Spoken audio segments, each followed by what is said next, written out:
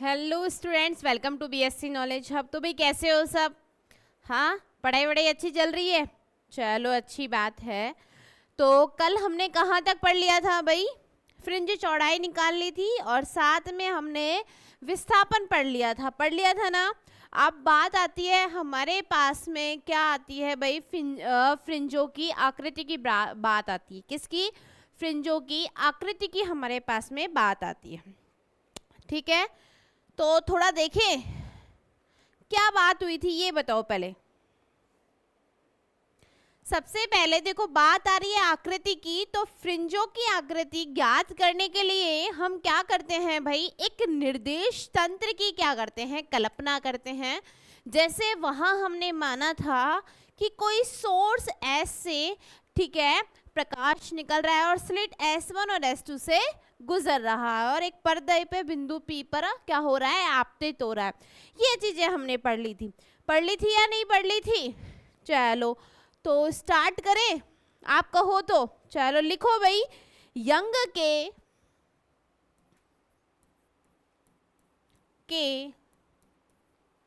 द्विस्लिट,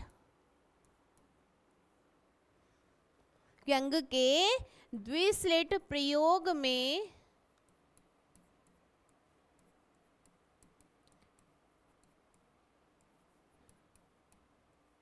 फ्रिंजों की आकृति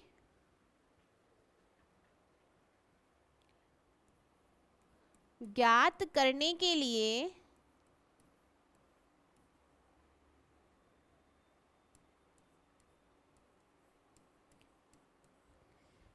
क्या करते हैं? हम निर्देश तंत्र की क्या करते हैं? कल्पना करते हैं। तो लिखें, ज्ञात करने के लिए एक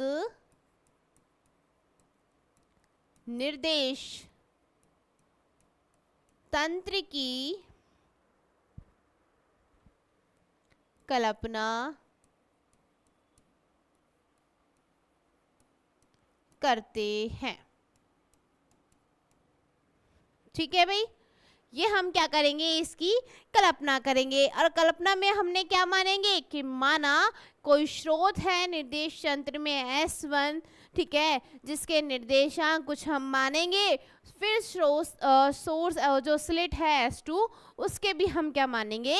निर्देशांक मानेंगे।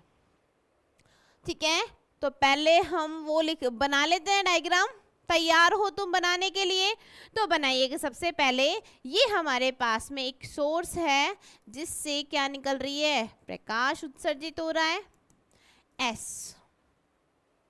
ठीक है, पास में दो स्लिट हमारे पास में रखी हुई है, देखिएगा।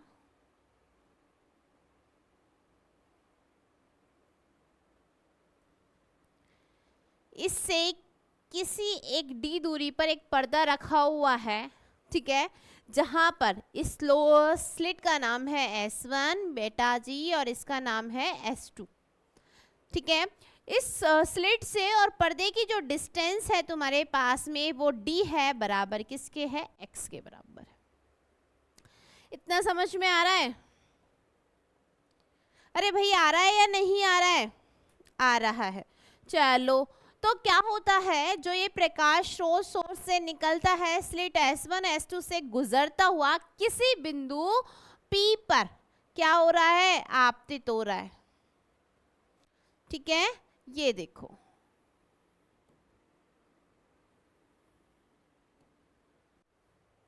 किसी बिंदु P पर आपतित हो रहा है। ठीक है, और मैंने एक सेंटर पे जो सोर्स से निकल रहा है वो एक निर्देशांक मान लिया O, और ये कौन सा है भाई? ये M हो गया, ये हो गया N। ठीक है, समझ में आया इतना? चलो, बिल्कुल सही बात है ये तुम्हारी, है या नहीं है? बिल्कुल। फिर बात क्या करते हैं हम? क्या बात कर रहे हैं भाई? स्लिट S1 S2 के बीच की जो डिस्टेंस है वो क्या है? D है हमारे पास में। तो यहां से यहां तक की जो डिस्टेंस है, ध्यान रखना ये सेंटर है, ऊपर D/2 हो गई और नीचे -D/2 हो गई, और टोटल ऑफ डिस्टेंस कितनी हो गई? D हो गई। ठीक है, तो S1 स्लोट के जो स्लिट है उसके निर्देशांक होंगे d/2 और S2 के होंगे -d/2। यहां तक किस किस को समझ में आया है? डायग्राम की बात कर रही हूं मैं बस। चलो ठीक है भाई। दूसरी हम एक चीज की और कल्पना करते हैं कि बिंदु O से बिंदु P तक की जो डिस्टेंस है मेरे पास में वो है y। कितनी डिस्टेंस है? y डिस्टेंस है मेरे पास में, ठीक है। दूसरी, तो यहां से भाई PM की डिस्टेंस कितनी हो जाएगी? कितनी हो जाएगी बताओ? PM की डिस्टेंस हो जाएगी तुम्हारे पास में y माइनस d/2, ठीक है। और PN की जो डिस्टेंस कितनी होगी? y plus d/2। ये समझ में आया? स्टार्टिंग में भी हमने ऐसा कुछ किया हुआ है। आ रहा है या नहीं आ रहा है समझ में? बताओ भाई, आ रहा है? तो हम मान सकते हैं कि माना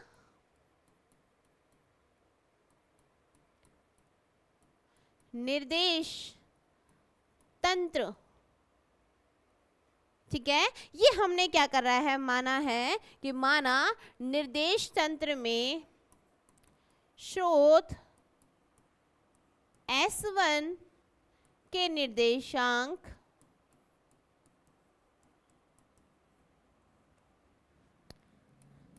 d/2 व S2 के निर्देशांक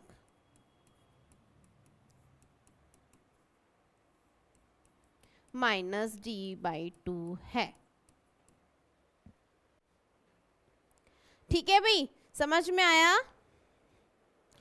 फिर हम क्या करते हैं कि इन प्रकाश स्रोतों से उत्सर्जित, इन स्रोतों से प्रकाश उत्सर्जित होकर किसी बिंदु P पर क्या हो रहा है? आपतित हो रहा है। तो लिखिएगा इन स्रोतों से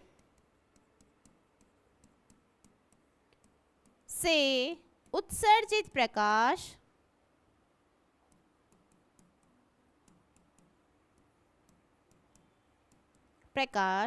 बिंदु P पर अध्यारोपित होता है।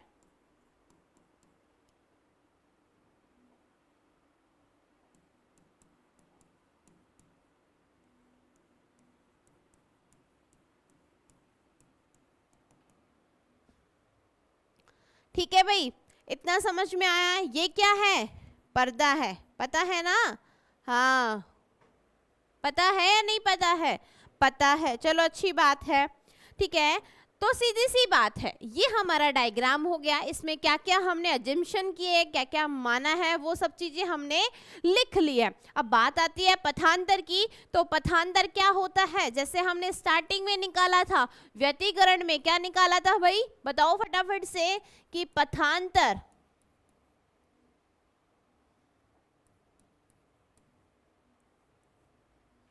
कितना निकाला था? बताओ।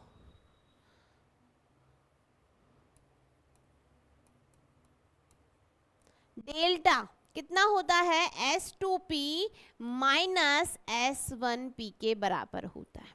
यही होता है या नहीं होता है? बताओ। अब हम बात करते हैं भाई, हमें S2P और S1P का मान निकालना है। निकालना है या नहीं निकालना? अरे कैसे खामोश हो गए? नहीं होना है, जोश के साथ रहना है। बिल्कुल तैयार हो तो देखो, हमें S2P और S1P निकालना है। तो S2P निकालने के लिए हम कौन से त्रिभुज का यूज करेंगे? त्रिभुज S2PN का यूज करेंगे। किसका? SPN का यूज करेंगे। ठीक है, तो देखो त्रिभुज किससे? बताओ भाई। त्रिभुज S2NP से निकालो। पाइथागोरस प्रमेय जानते हो? निकालो तो भाई, लगाओ। कौन सा होता है? S2P कर्ण का स्क्वायर बराबर किसके होता है? आधार स्क्वायर प्लस लंब स्क्वायर। तो S2P तो कर्ण हो गया हमारे पास में। ये देखो, ये S2P कर्ण हो गया, आधार S2N, और PN क्या है तुम्हारे पास में? क्या है, लंब हो गया। मतलब S2n का स्क्वायर प्लस किसका हो जाता है भाई, NP का स्क्वायर। ठीक है, ऐसे कर दीजिएगा। ठीक है भाई, समझ में आ गया। चलो तो यहां से तुमने S2P निकाला, कितना आ जाएगा, अंडर रूट S2n का स्क्वायर प्लस NP का स्क्वायर। ठीक है, चलो भाई आ जाओ, वैल्यू पुट करो। कितनी वैल्यू है S2n की, कितनी वैल्यू है, x वैल्यू है, और p से n तक की कितनी है, y plus D by to. तो रख दो वैल्यू, रख दिया, तो x का square plus y plus D by two का होल स्क्वायर। यहां तक किस किस को समझ में आ रहा है, किस किस को समझ में नहीं आ रहा है, फटाफट से कमेंट सेक्शन में कमेंट करके बताइएगा कि कितना समझ में आया है। एक एक स्टेप हम समझा के चल रहे हैं, कोई दिक्कत हो तो फटाफट से कमेंट करिएगा। ठीक है भाई, यहां तक समझ में आ गया। चलो अब क्या करना है, मुझे यहां से एक्स स्क्वायर को बाहर लेना है। ठीक है, चलो भाई ले लो, एक्स स्क्वायर कॉमन लिया, कितना, 1 plus Y plus D by two का होल स्क्वायर, और कितना बचेगा भाई, एक्स स्क्वायर अपॉन में बचेगा, बचेगा या नहीं बचेगा, तो यहाँ हो जाएगा एक्स स्क्वायर। अब ये एक्स स्क्वायर को भी बाहर ले लिया, कितना आ जाएगा बाहर, x आएगा, और यहाँ 1 plus 1 upon x square Y plus T by two का होल स्क्वायर बचेगा। बचेगा या नहीं बचेगा, बिल्कुल बचेगा, बचेगा ना। तो यहाँ से क्या निकल के आया तुम्हारे पास में, S2P निकल के आया, कितना, S2P। चलो ये S2P निकल के आया। अब आपने द्विपद प्रमेय तो पढ़ी होगी सभी ने, अरे सभी ने पढ़ी है,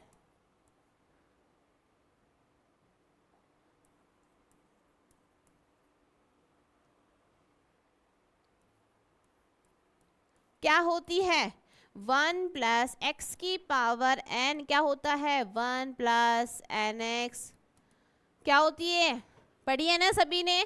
तो अप्लाई करें, चलो करो तो भाई अप्लाई, कितना होता है, यहां से S2P x अप्लाई करो, ये 1/2 है, मतलब 1 plus 1 upon x square Y plus D by two की पावर का स्क्वायर की पावर 1/2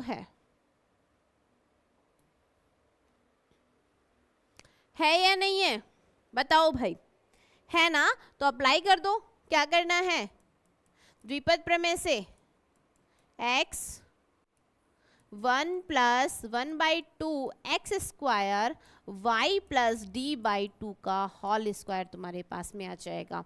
मल्टीप्लाई करो, करो भाई जल्दी से मल्टीप्लाई करो, तो S2x को कितना आएगा, यहाँ पर निकल के आएगा x अपॉन या x plus 1 upon 2x y plus D by two का होल स्क्वायर, और यह क्या निकल के आया तुम्हारे पास में, S2P क्या हो गया, निकल के आ गया।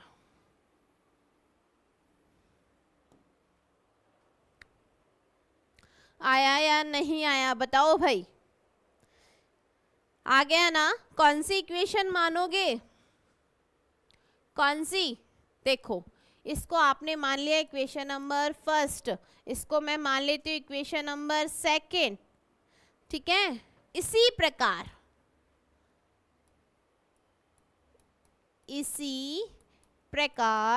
S1P कितना निकल के आएगा, x plus 1 upon 2x y minus d by two का होल स्क्वायर, ये तुम्हारे पास में निकल के आएगा।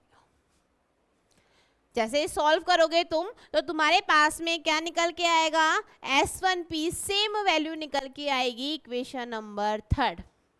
तो अब हम क्या करेंगे, समीकरण 2 व 3 का मान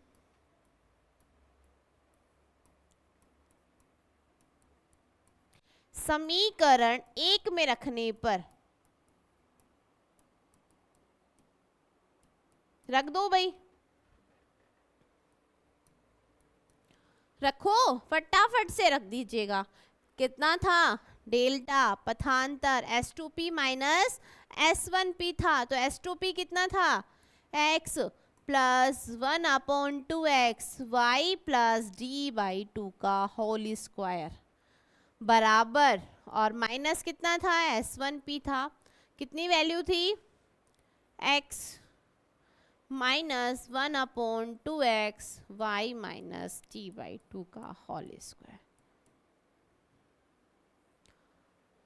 क्या यही वैल्यू थी? चलिए बताओ फटाफट से, ठीक है, या फिर इसको ऐसे भी कर सकते हो।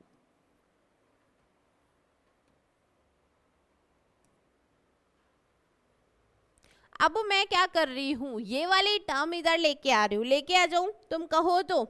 चलो, तो ये हो गया बेटा जी, ये जो टर्म है हमने उठा के इधर लेके आए, तो माइनस वाली टर्म जब इधर आएगी किसकी हो जाएगी? प्लस की हो जाएगी। और कितना बचेगा? 1/2x y माइनस d/2 का होल स्क्वायर बराबर x plus 1/2x y plus d/2 का होल स्क्वायर। बताओ अब क्या करेंगे? इतना समझ में आ रहा है? स्पीड तो ज़्यादा तो नहीं हो रही है? अरे समझ में आ रहा है या नहीं आ रहा है, ये बताओ भाई फटाफट से, ठीक है। अब क्या करेंगे? ये जो इक्वेशन हमारे पास में निकल के आई है, जो इक्वेशन निकल के आई है बेटा जी, इसका हम क्या कर देंगे? वर्ग, दोनों तरफ वर्ग कर देंगे, ठीक है। दोनों तरफ हम इसका क्या ले लेंगे? स्क्वायर ले लेंगे। तो ले ले भाई, तो लिखेगा दोनों तरफ वर्ग करने पर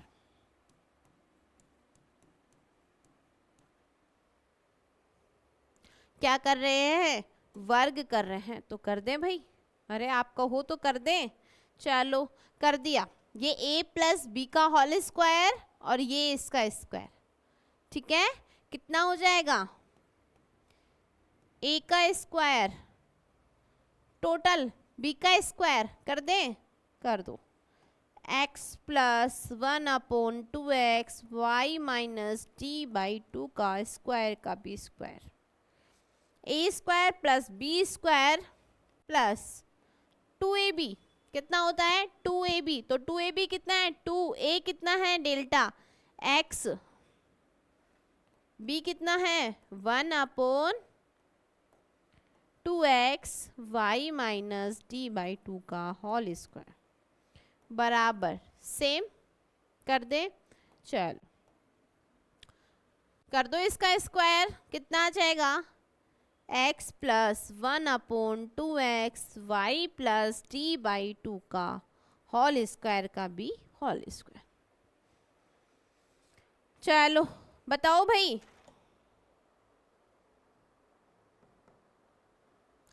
क्या रहा है?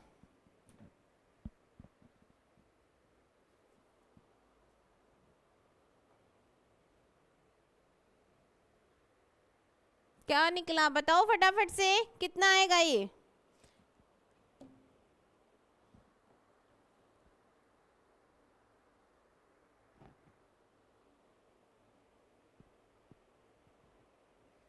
ठीक है, या तो फिर तुम ऐसे लिख लो, या फिर इस चीज को डायरेक्ट ऐसे लिख लो, एक्स स्क्वायर वाली वाई वाली टर्म हटा दो। देखो यहां तक भी ठीक है, बिल्कुल ठीक है। या फिर एक और ऑप्शन मैं आपको बता देती हूं, या और कैसे करना है, दोनों चीज ध्यान रखना। आपने S2P और S1P निकाला, लेंथी होगा इस वाले मेथड से, ये शॉर्ट मेथड होगा। एक बार ये भी तो देख लेते हैं ना। हाँ, तो S2P और S1P क्या निकाला था आपने? बताओ भाई, x square plus Y plus d/2 का होल स्क्वायर की पावर 1/2। और S1P क्या निकाला था? X square plus y minus d by two का होल स्क्वायर की पावर 1/2। यही निकाला था या नहीं निकाला था? निकाला था ना। इससे भी आप पथांतर निकाल सकते हो। डेल्टा बराबर S2P माइनस S1P। दोनों मेथड है, ध्यान से देख लेना। वहां तक हमने सॉल्व किया, अब ये देख लो एक बार। ठीक है भाई, तो S2P S1P का मान रख दो, कितना आ जाएगा? X square plus Y plus D by two का होल स्क्वायर की power 1/2 minus x square plus y minus d by two का होल स्क्वायर की पावर 1/2। ठीक है, अब मैं क्या कर रही हूँ, ये वाले टर्म वापस से यहाँ लेके आ जाओ। लेके आ गए, कितना? माइनस, इधर आएगा plus x square plus y minus d by two का होल स्क्वायर की पावर 1/2। ठीक है, ये वाली टर्म इधर है ही, कितना? X square plus Y plus D by two का होल स्क्वायर की पावर 1/2। बताओ, यहाँ तक समझ में आया? दो मेथड है, या तो आप यहाँ से इस तरीके से करिएगा या फिर यहाँ करना है। ठीक है, वही बात है, समीकरण 2 व 3 से मान रख दिया।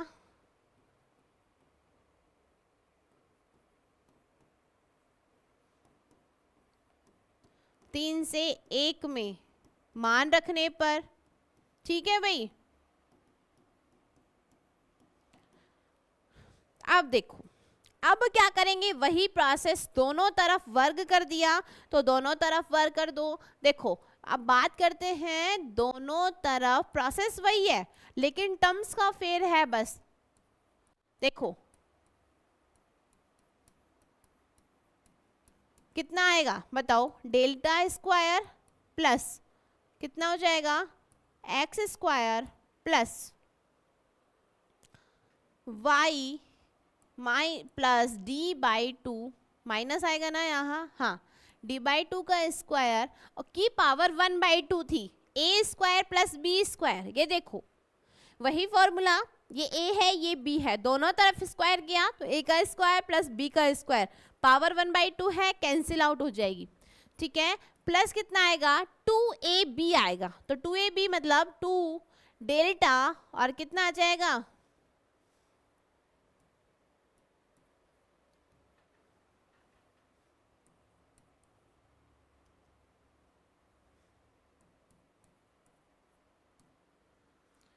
b x square y minus d by two का स्क्वायर की पावर 1/2। ठीक है, फिर यहां पर इसका भी होगा सेम, कर दो, पावर स्क्वायर होगा तो ये 1/2 कैंसिल आउट हो गए, कितना बच जाएगा, सिर्फ सिंपल फॉर्म बच जाएगी, x square plus Y plus D by two का स्क्वायर। यही बचेगा या नहीं बचेगा बताओ भाई। आप देखो, मैं सॉल्व करती हूँ इसको, थोड़ा हल करने की कोशिश करते हैं। तो del square plus x square same है, ये formula y a minus b का होल स्क्वायर, खोल दे इसको तुम्हारे कहने पर। देखो तो वाई स्क्वायर प्लस कितना हो जाएगा, d square upon 4 minus 2y d by 2। ठीक है, ये same term as it is आ जाएगी भाई, कर दो, 2 delta x square plus y minus d by 2 का होल स्क्वायर की पावर 1/2। अभी इसको एज इट इज रखते हैं, सेम इसको खोल देते हैं, x square plus y square plus D by 2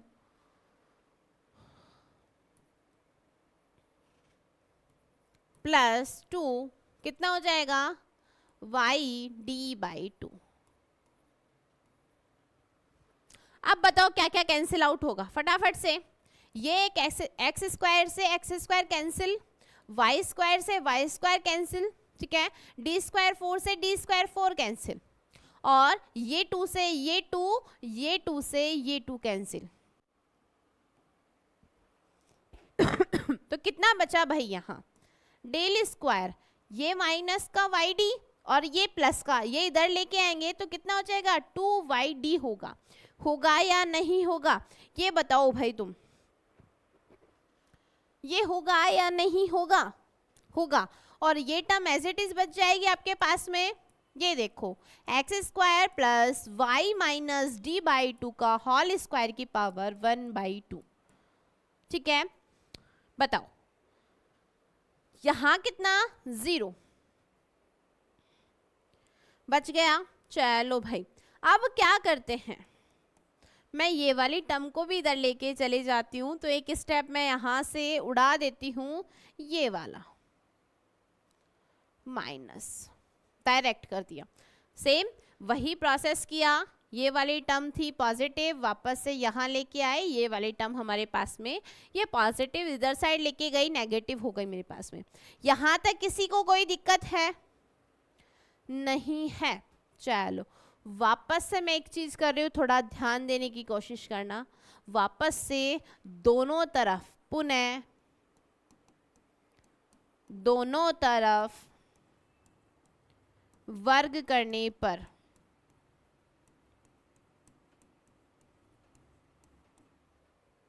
कर दें, कर दो भाई। ये हो गया a माइनस बी का होल स्क्वायर, कितना आ जाएगा a का square plus 4y² d² minus 2 del square. ठीक है, 2 का 4 हो जाएगा, y d हो जाएगा। बताओ भाई यही आएगा या नहीं आएगा? आएगा ना। चलो फिर यहाँ भी करेंगे तो यहाँ माइनस माइनस प्लस, यहाँ 4 डेल स्क्वायर बचेगा और ये स्क्वायर कैंसिल आउट हो जाएगा, तो कितना होगा कर दीजिएगा। 4 को मल्टीप्लाई कर देती हूँ direct, 4 delta square x² plus 4 delta square y, ये वाली टर्म इसको होगी तो y माइनस, तो इसको सॉल्व कर देते हैं, y² plus d² upon 4 minus yd। ठीक है भाई, हाँ ठीक है। कोई दिक्कत यहाँ तक किसी को भी है? नहीं है। तो आगे सॉल्व करें, करें क्या आगे सॉल्व? चलो आ जाओ। Del square plus 4y² d² minus 4 del square yd बराबर, ये कितना आया 4 डेल स्क्वायर x² मल्टीप्लाई कर दें, 4 डेल स्क्वायर y² प्लस ये 4 से 4 cancel out, del square d² और ये कितना आ जाएगा माइनस का 4 डेल स्क्वायर yd। क्या क्या कैंसिल आउट होगा? माइनस का 4 डेल स्क्वायर yd और माइनस का 4 del square 4d cancel out हो गया। और कुछ हो रहा है क्या कैंसिल आउट? चेक करो, फटाफट से चेक करो। और कुछ कैंसिल आउट हो रहा है? नहीं हो रहा है। हो रहा है या नहीं हो रहा है? नहीं हो रहा है। तो नेक्स्ट स्टेप में हम क्या करेंगे, जो कॉमन आ रहा है उसको कॉमन ले लेते हैं, जो सॉल्व हो रहा है उसको सॉल्व कर लेते हैं। ठीक है भाई, चलो देखो क्या कॉमन आ रहा है, यहां से 4y² d², यहाँ ये वाली टर्म मैं इधर लेके आऊंगी तो 4 कितना कॉमन आ जाएगा, y² कॉमन आ जाएगा। ध्यान रखना कौन सी टर्म्स की बात कर रही हूँ मैं, अभी बात कर रही हूँ ये वाली टर्म्स और ये वाली टर्म्स की। ठीक है, इस साइड लेके आओ, इसको लेके आएंगे तो यहाँ से भाई आपके पास में 4y² कॉमन आएगा, बचेगा कितना del square upon minus d²। ये देखो बात हो गई ये टर्म्स की। अब कौन सी, ये भी हो गई ये भी हो गई, बची ये और ये दोनों टर्म्स। कौन कौन सी बचेंगे? ये दोनों टर्म्स बचेंगे, ये वाली लिख लें। चलो 4 डेल स्क्वायर x² लिख लीजिएगा बराबर 4 del square x² plus del square और d²। यही है ना? हाँ बताओ भाई, यहां तक किसी को भी प्रॉब्लम हो तो बताओ, यहां तक कोई प्रॉब्लम है किसी भी चीज में? फटाफट से बताओ। नहीं है। अब मैं क्या करती हूँ, ये वाली टर्म्स को भी उधर लेके चले जाती हूँ, तो यहाँ सिर्फ 4 square d square minus del square बचेगा। कितना बचेगा? ध्यान रखना, 4y square d square minus del square बचेगा, और ये वाली टर्म भी मैं इधर लेके चले गई तो 4 del square x square plus कितना होगा, del square sorry d square, और ये इधर आएगा तो माइनस का हो जाएगा। ठीक है, चलो नेक्स्ट स्टेप की बात करें। मैंने यहां से क्या कॉमन ले रही हूं, डेल स्क्वायर कॉमन ले रही हूं। क्या कॉमन ले रही हूं? Del square. ध्यान रखना, यहां से तो कितना बचा, d square minus del square मेरे पास में बच गया। कितना बचा बताओ? ये बचेगा, यही बचेगा, यही बचेगा या नहीं बचेगा, है ना? तो y square d square del square 4 del square x square, तो यहां से आपने कॉमन लिया डी स्क्वायर माइनस कितना बचेगा, माइनस का डेल स्क्वायर तुम्हारे पास में निकल के आएगा। ठीक है भाई,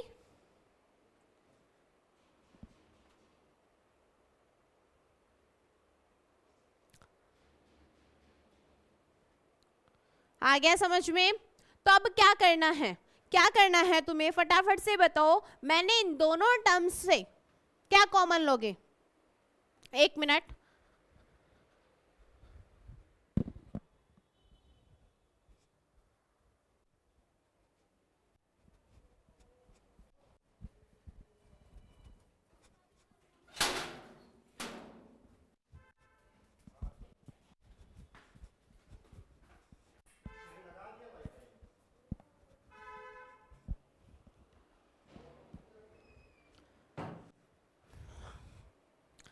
ठीक है।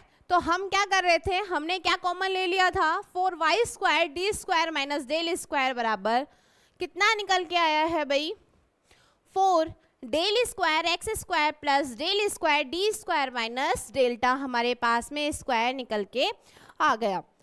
मैं एक चीज कर रही हूँ, ये जो एक्स स्क्वायर वाली टर्म है ना, इसको मैं वापस से लेके आ रही हूँ इस साइड।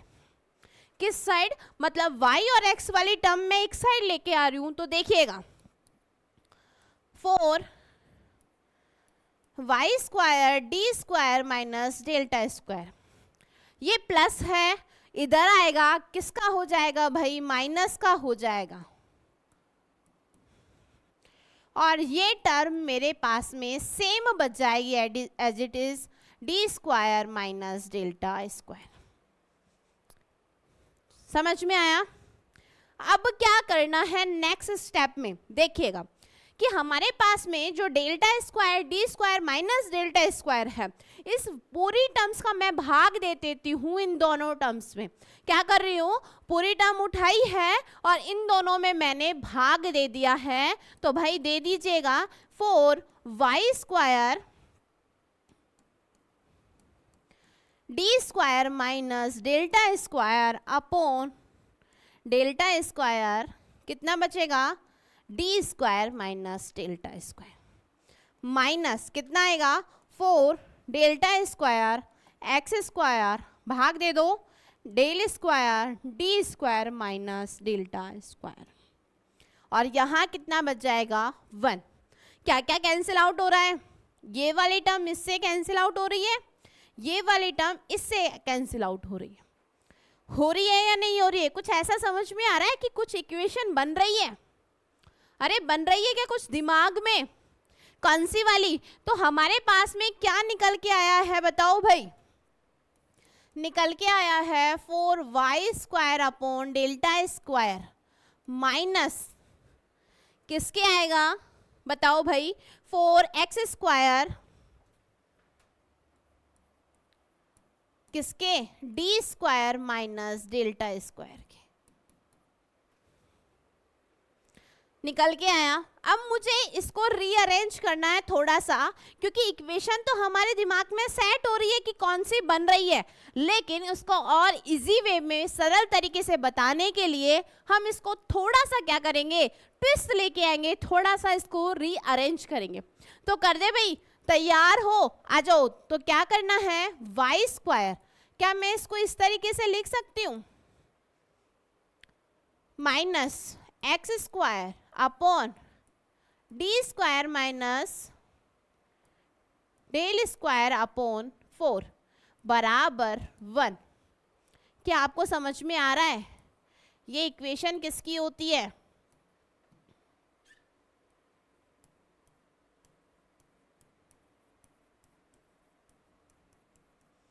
क्या ये इक्वेशन अति परवलय की नहीं होती? बताओ भाई, क्या ये इक्वेशन अति परवलयाकार की नहीं होती? फटाफट से बताओ।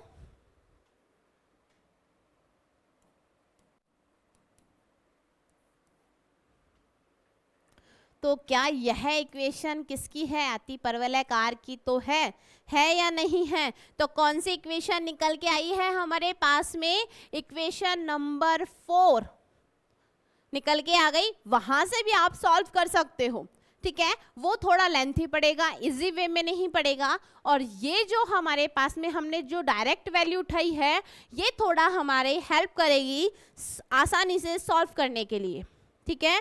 तो हम कह सकते हैं समीकरण 4 एक अति परवलयाकार का समीकरण है। अतः व्यतिकरण फ्रिंजों की आकृति कैसी प्राप्त हुई है, हमें अति परवलयाकार प्राप्त हुई है। ध्यान रखना है इसको। तो लिखिएगा कि समीकरण 4 अति परवलयाकार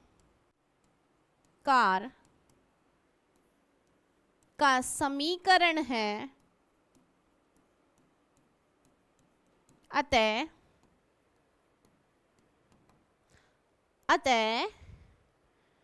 ठीक है भाई, अतः व्यतिकरण फ्रिंजों की आकृति कैसी प्राप्त होती है हमारे पास में, अति परवलयाकार प्राप्त होती है।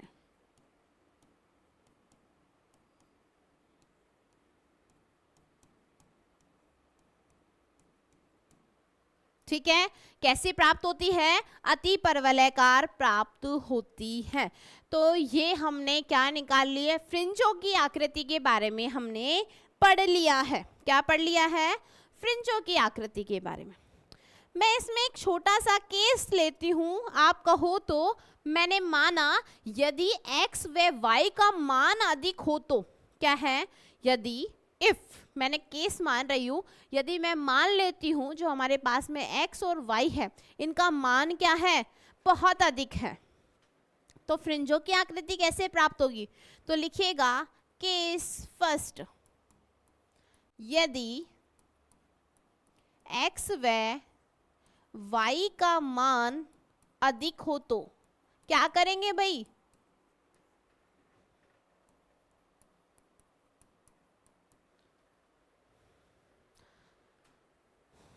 तो कैसे प्राप्त होगी, थोड़ा सा देखें। अधिक हो तो क्या करेंगे बताओ, वो हम जो इक्वेशन निकालेंगे वहां से पता लगेंगे ना। तो हमने माना इफ x और y का मान क्या है हमारे पास में, अधिक है, तो इक्वेशन नंबर 4 से, तो समीकरण 4 से, समीकरण 4 अभी लिख के आए हो, कितनी है, y स्क्वायर अपॉन कितना आएगा भाई, डेल स्क्वायर अपॉन 4, यही आएगा, minus x square upon d square minus del square की अपॉन 4 बराबर 1। ठीक है, एक्स वाई का मान अधिक है, then d is greater than होगा डेल्टा से। ठीक है भाई, ध्यान रखना। तब क्या होगा कि y square upon del square upon 4 minus कितना हो जाएगा, ये डी इसकी तुलना में बहुत ज़्यादा है तो इसको इसकी तुलना में क्या कर देंगे, नेग्लेक्ट मानकर छोड़ देंगे, नगण्य मानकर छोड़ देंगे, तो कितना आ जाएगा, डी स्क्वायर अपॉन 4 आ जाएगा।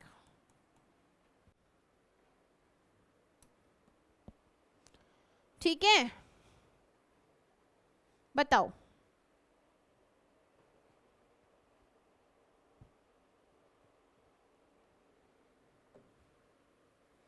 कितना बचेगा,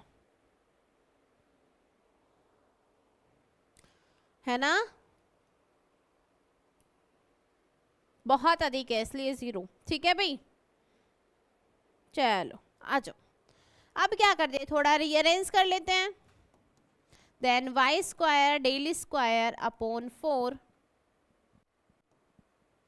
बराबर x square upon d square upon 4। क्या ये 4 से 4 कैंसिल आउट हो गया आपके पास में, हुआ या नहीं हुआ, हो गया। तो यहाँ कितना बचेगा, यहाँ बचेगा y square upon delta square बराबर x square upon d square. ठीक है, तो यहाँ से यदि मैं वाई स्क्वायर की वैल्यू निकालूं तो कितना आएगा, x square delta square upon d square होगा। थोड़ा और रीअरेंज कर लो आप इसको, तो वाई स्क्वायर बराबर del square upon d square into x square, दोनों तरफ वर्गमूल लेने पर ध्यान रखना कितना आएगा, y बराबर plus minus delta upon D x square. क्या ये समझ में आ रहा है किसका इक्वेशन है, क्या समझ में आ रहा है, क्या ये इक्वेशन आप जानते हो, y बराबर एम एक्स प्लस सी, यहाँ m बराबर कितना है, डेल्टा अपॉन डी है। बताओ भाई है या नहीं है, और c कितना है, 0 है या नहीं है, बताओ। और ये किसका इक्वेशन होता है, सरल रेखा का, किसका, लाइन इंटीग्रल का होता है, सरल रेखा का। तो हम कह सकते हैं यदि x व y का मान अधिक हो तो फ्रिंजों की आकृति सरल रेखीय प्राप्त होती है। तो लिख सकते हैं, हो तो फ्रिंजों की आकृति सरल रेखीय प्राप्त होती है या फिर प्राप्त होगी। ठीक है भाई, तो ये आपका हो गया जो आपकी फ्रिंजें थी उनकी आकृति के बारे में, कि आपकी परवलयकार प्राप्त हुई है या फिर आपकी सरल रेखीय प्राप्त हुई है। कौन कौन सी कंडीशन है वो कंडीशन हमने पढ़ ली है। ठीक है भाई, तो यहाँ तक मुझे लगता है समझ में आ गया होगा, एक एक स्टेप किया है हमने। ठीक है, वो जो और में मैंने लिखाया उस तरीके से करना ज़्यादा इजी रहेगा, क्योंकि 1/2 पावर है वो कैंसिल आउट हो जाएगी। ठीक है भाई, तो आज का जो लेक्चर है वो यहीं ख़त्म होता है। रेगुलर आपके लेक्चर डलते रहेंगे, आपका कोर्स यही होगा कि जितना हो सके उतना यूट्यूब पर ही कराया जाएगा। ठीक है, तो इसी के साथ मिलते हैं नेक्स्ट वीडियो में, तब तक के लिए राधे राधे।